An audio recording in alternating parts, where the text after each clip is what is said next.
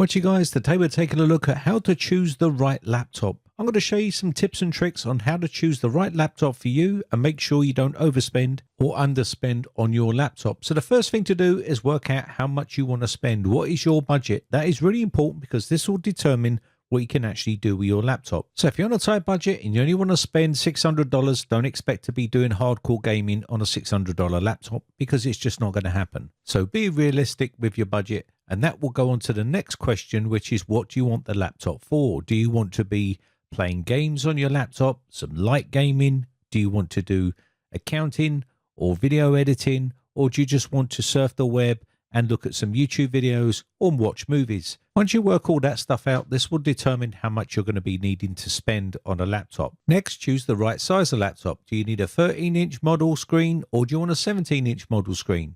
And then once you decide that, you'll need to choose the screen resolution. Are you looking for 1366 by 768 pixels, or are you looking for a 1920 by 1080 or even higher? The higher the resolution, the more money you're going to have to spend. Do you need a touchscreen? If you don't, then you can move on to the next one, which is the screen panel. The one on this laptop is an IPS panel. It has 120 Hertz, which is your refresh rate. The TN panels are pretty cheap to produce. They've got low viewing angles, but they do have high refresh rates and fast response times, but they also have poor viewing angles and bad color reproduction, whereas the IPS panels do have excellent viewing angles and excellent color reproduction and color accuracy, so you're going to have a much better viewing. The same with the OLED panels as well. So the cheaper panels are going to be the TN panels. VA panels are not too bad as well. They're okay. They're using those quite a lot more nowadays, but your IPS panels and your OLED panels are going to cost you much more of a premium on laptops, so bear that in mind. But if you do a lot of video editing and you want to do a lot of graphic work or gaming, then look for the better quality panels because you get better color reproduction and color accuracy with those panels. Next up, we're going to be taking a look at the keyboard and touchpad. This is something that a lot of people overlook, but if you're using the keyboard quite a lot and you're doing a lot of typing, then it's important that you have a quality keyboard on that laptop. Some of the budget laptops don't really have a really good quality keyboard, and you want to make sure that that is exactly what you need if you're doing that type of work. Do you need a backlit keyboard? Again, this is more power drain on the battery, so do you need it? If you do need it, then make sure it's got that backlit keyboard on it. Next thing is this touchpad. If you use the touchpad or you're going to be using the touchpad, it's important that you get a good quality touchpad on your laptop because some of them are not that good, and you definitely want to get a good one if you're going to be using the touchpad.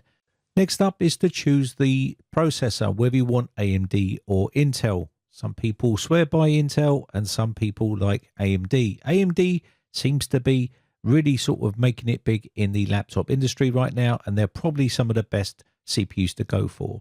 Next up is the dedicated graphics or onboard graphics. Dedicated graphics means it has its own designated graphics card inside the laptop, and onboard graphics means it's running on a chip. So really depends on what you want to go with here. If you're looking to play games or you're looking to do video editing or graphic work and things like that, then look for a dedicated graphics card like this one.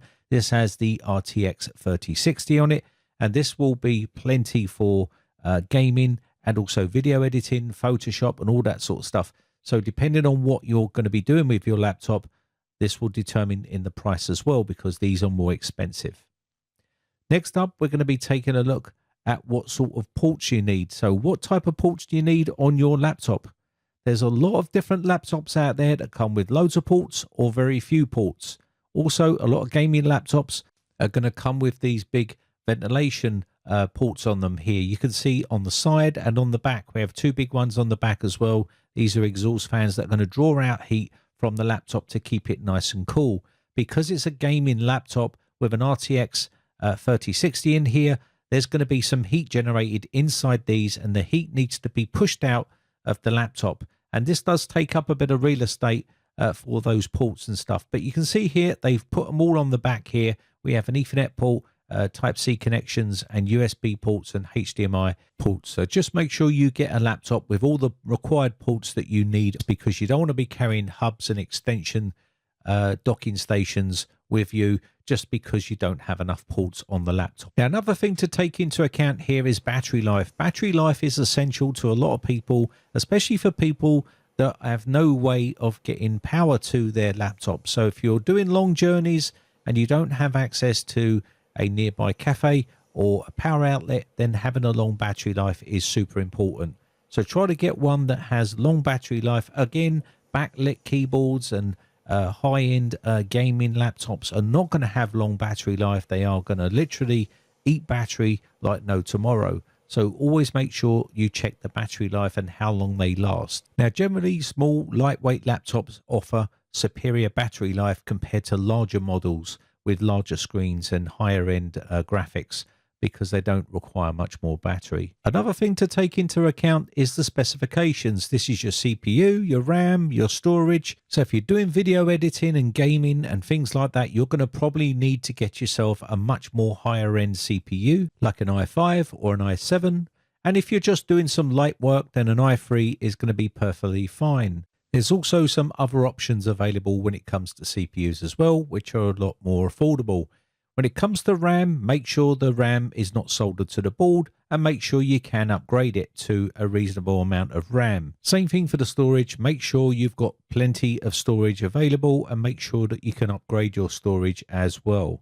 Lastly, let's talk about laptop weights. There's many different sizes of laptops out there, some lightweight ones and some real heavy ones. Some of the gaming ones are going to be super heavy, and if you don't need to have that sort of a weight to carry around, maybe you travel a lot, or maybe you're at uni and you don't need that sort of power, then don't go for a big heavy sort of laptop. The screen size is going to play a big part in the weight as well. This gaming sort of laptop I have here has a pretty beefy power supply that comes with it, and that does weigh a bit as well, so bear that all in mind when you come to buying your laptop. Now, to keep this video short and sweet, I've not really gone into massive amounts of detail on all of these subjects because the video would be over an hour long, and I don't think anyone's going to watch it. So hopefully this video has been some sort of use to you, and you've got some sort of idea of what to look for when you're buying a laptop. Now, the two most important questions were at the beginning of the video. What is your budget and what is the laptop for? If you can answer those two questions, then you will know exactly how much this laptop is going to cost you. Because if you only want to surf the web and look on YouTube and do some emails, then you are not going to be spending vast amounts of money on a laptop. But if your requirements are video editing, playing games at a higher spec, then you're going to be spending a lot more money on a laptop. For those who are interested where I purchased mine, I got mine on box and I paid just over about 730 odd pounds for mine. I think it was on a deal, and I paid 700 odd pound for it. So deals can be found if you're just patient. This is not a sponsored video for all those people that like to say that in the comments. It is a Lenovo Legion 5, AMD Ryzen 5, also 8GB of RAM and 512GB SSD, NVMe drive, and RTX 3060 15.6-inch screen with 120Hz gaming laptop. Anyway, with that said, my name has been Brian from briteccomputers.co.uk. Hope this video has been some sort of use to you. Just want to say a quick shout out to all my YouTube members. I really do appreciate the support, and I'll catch you in the next video. Have a lovely weekend. Bye for now.